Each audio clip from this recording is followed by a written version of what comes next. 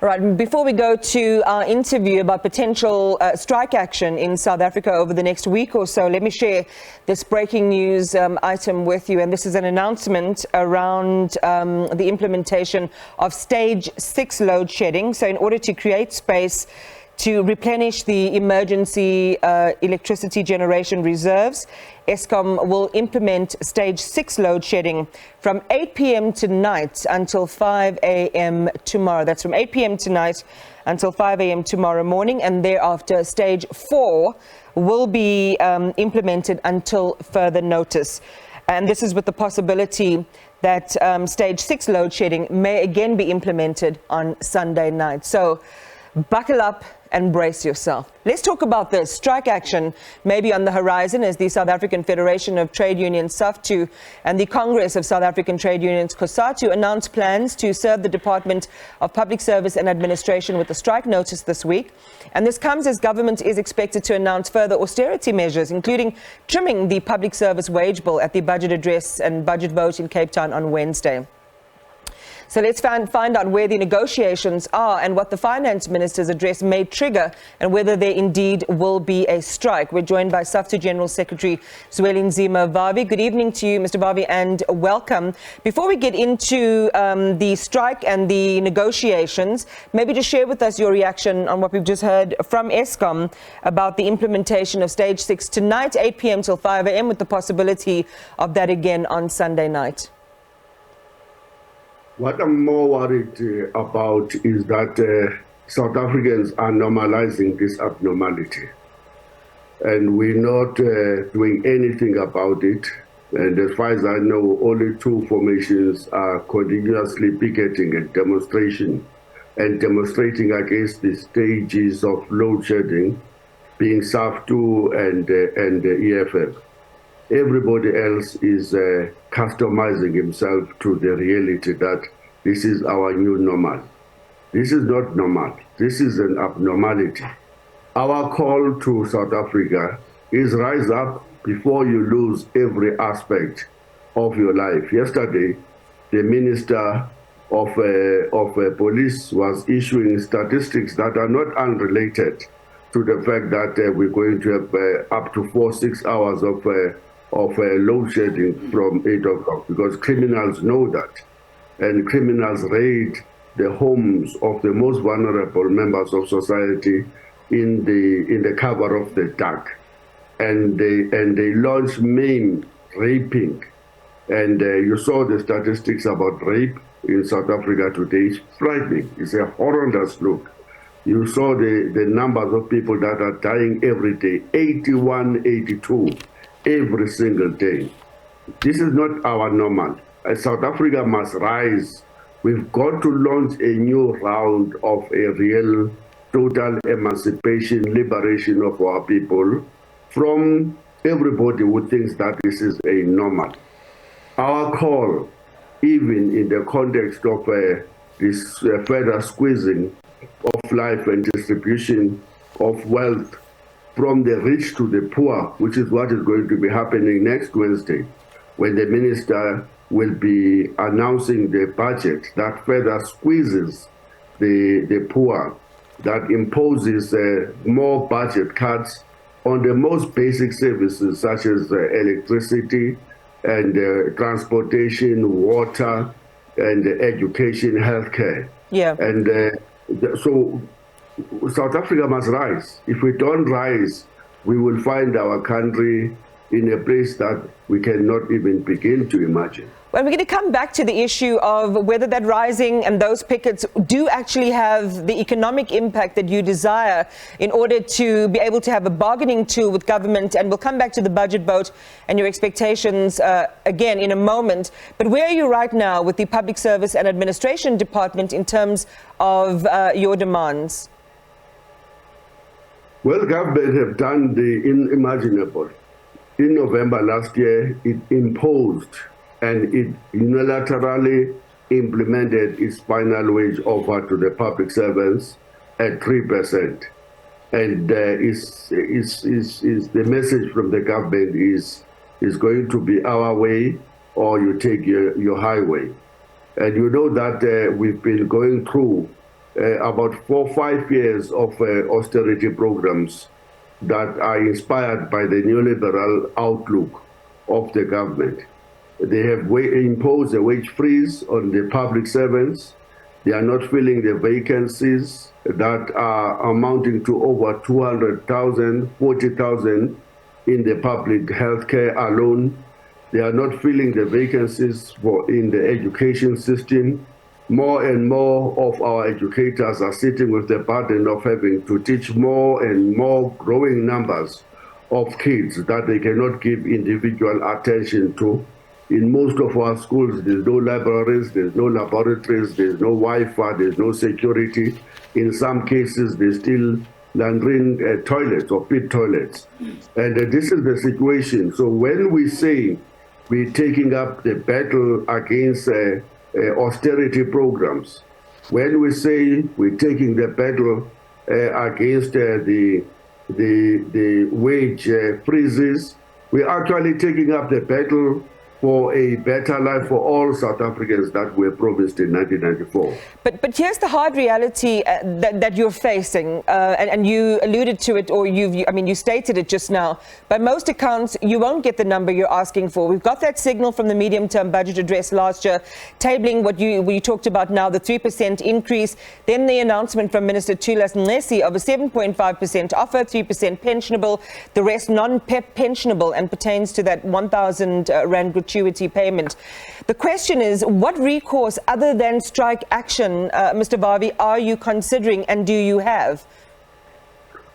The public sector unions have been pleading, negotiating, convincing, producing empirical evidence in the PSABC to demonstrate to the public sector employer, which is the government, that the program they are embarking upon is anti-worker, is anti-working class, is anti-poor, and is happening at the direct expense of the most marginalized majority of our people, which remain black and women. And they have not been convinced. The strike action is only but the last resort that any trade union worth its salt will always embark upon when all other avenues open to it, such as convincing, negotiating. Yeah, but if I may respectfully interject you, the question is, given that this is the last recourse, how successful is it? How successful has previous strike action been for you? Has it had the economic impact you hope for, given, as you say, it's the last stick that you have, that you can use, that you can kind of hold the government to ransom with? Regrettably, Iman, to be frank with you, we were excited in SAFTU that there appears to be a new mood in the public sector. There was coming together of all public sector unions in SAFTU, FEDUSA, and COSATU, and others. And I think that the government have succeeded yet again to play the divide and rule game that it has been playing, to take into full advantage the fragmentization of the working class in the public sector, to play workers against another worker so that it can continue to impose its austerity programs that I'm speaking about. Even in this round, it looks like the unity that we saw throughout 2022 is falling apart. Even within SATU, SATU, the teachers' union, is very satisfied with the 3%. They are not wanting to take the matter further. And it appears that FEDUSA may be following that direction of SATU. I say that we're going to speak to them next. Our appeal to them is don't abandon other workers. Close ranks. If you don't close ranks, if you cannot unite this time around, there is no chance in a blue moon that the public sector workers will ever speak in one voice again. This is their last opportunity to coordinate an effective response to the onslaught that the public sector workers have been subjected to through these austerity programs. Okay, so let's hold it on that point. Thank you very much for talking to us. Zwelinzima Vavi is the General Secretary of SAFTU. So He's mentioned the Public Servants Association, and we're bringing in Reuben Maleka, who's the Assistant General Manager. Good evening, Mr. Maleka, and welcome to the program. You heard what Mr. Vavi there said. Don't abandon us. Don't close ranks. If you do this now, you basically, lose all hope of having a united public service sector in future, strike action or negotiating. What is your response to what Zwelinzima Vavi has just told us? Thank you very much, Iman. Thanks for the viewers at home. I think Comrade Vavi is correct to say that we need unity of labor. And that has been called for the PSA for quite some time. If you recall, last year in 2022, where the first trade union to actually call for unity when it declared a dispute in the SABC, when we also went to an extent of being expelled by other trade unions in the SABC for declaring a dispute. And subsequent to that, we also, as the PSA, the only trade union in 2022 that went on strike on the 10th of November. We called upon all trade unions to join us so that we can have that particular unity, and that unity could have been having an impact on the strike that we have embarked on. Later on, around 22 November, all federations called for unity to go on strike. However, at that time, we could see that there was not much of public servant support, because the numbers were dwindling, and it showed that workers in general are now saying, but I mean, from July, we've been coming up with the issue of a dispute. None of the trade unions were willing to go. Therefore, it actually came to the end of December. The workers were disintegrated. And we are saying that as the PSA, we have been in a serious pain to see that when there was a opportune time to unite and go for a full-blown strike and defend the unilateral implementation of 3%, we could not find that particular unity. So it is critical, and it's true that we need a united workforce, we need a united public service. But if, as you find that we have passed that particular stage where we failed. In fact, the strike has failed in 2022 because of that lack of unity. And all right. Now we're in 2023, where we are saying, workers are saying, come 31st of March, the employer is taking away our cash gratuity. And we cannot afford that. And at this point in time, we're saying that if indeed we are in a situation where the employer says that I'm willing to make sure that I secure the cash allowance, I'm willing to also debate the issue of the new salary adjustment for this current financial year.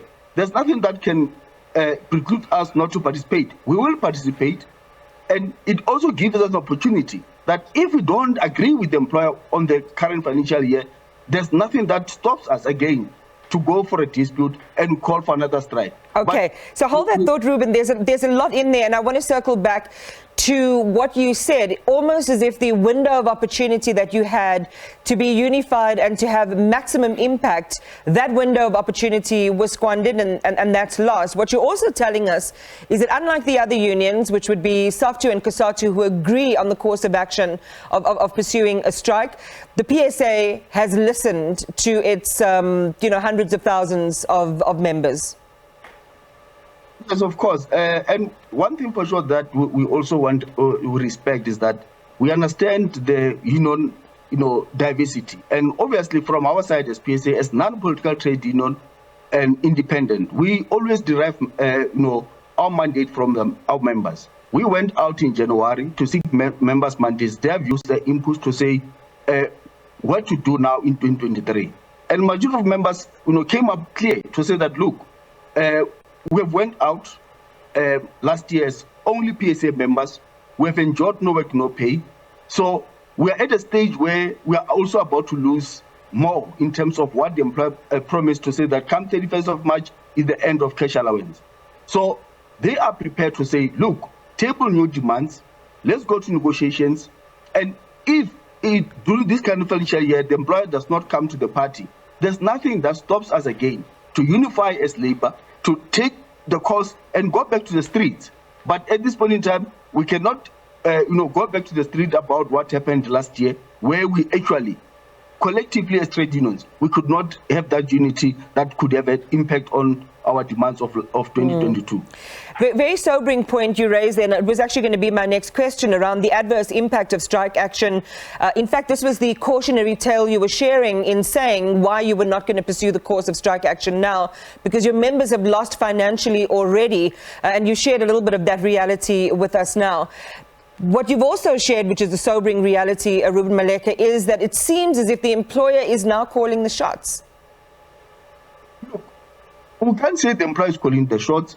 We all know that end of the day, we cannot shut down the collective bargaining merely for the fact that we could not, collectively defeat the employer last year. We are at a stage where we are saying collective bargaining can never be undermined, must continue. And one thing that gives us hope is that we are looking forward to see. It's just that we don't know why the president is delaying. We are looking forward to see the president, giving us a new minister. It's almost a year. The Department of Public Service Administration, there's no permanent minister, and that also creates a lot of, tension. And we are not even able to meet and discuss this because politically we would have had the opportunity at a political level to have a discussion with the minister to understand what his plans or her plans is about collective bargaining. We don't have that opportunity. We thought the president before Sona would have, done his reshuffling, appointed the new minister. We're almost in the end of February. The president is quiet, and that also creates another tension that we really wanted to see, that the president really makes that opportunity for us to have a new minister where we can actually revive the collective bargaining, because as the PSA, we cannot allow collective bargaining to die in the public service, and we cannot allow a situation where workers are going to go along year in, year out without salary increase. And hence, even this year, after this particular this round of negotiations, if the employer does not come to the party, that does not preclude us to declare another dispute and to find the PSA in the streets again. Sure. Okay. Well, we're certainly going to watch these developments, Reuben, and see if anything changes once we've heard the budget vote from the finance minister. It does seem like it's a fait accompli because those terms were announced last year, confirmed by the Public Service and Administration Minister Thulas Nxesi, around the 7.5%. It's a big week ahead for South Africa on the labour front, and we'll keep you posted on developments there.